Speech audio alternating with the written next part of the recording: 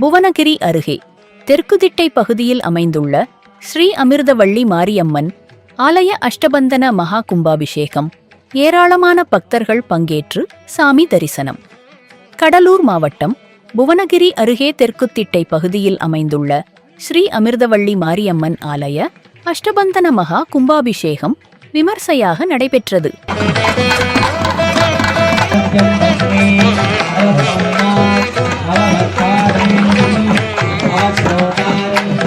பல்வேறு நதிகளில் இருந்து கொண்டு வரப்பட்ட புனித நீர் கலசம் 4 கால யாகசாலையில் வைக்கப்பட்டு பல்வேறு பூஜைகள் நடைபெற்றது.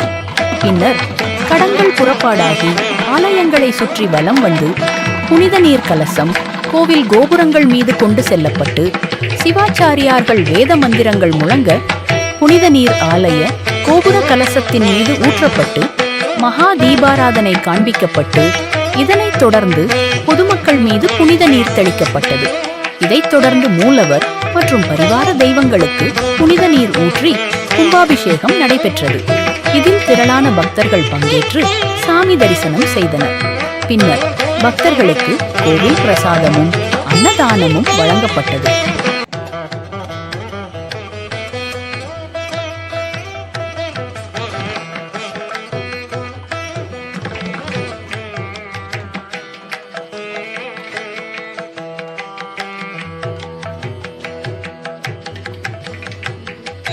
वायुमूर्तये नमः बलोकटाजी नमः उत्तरे इंदुमूर्तये नमः धात्री नमः ईशाने ओम महाकाल सिंहासनपूज्य सूर्योगासने अतिक्रम अधिकार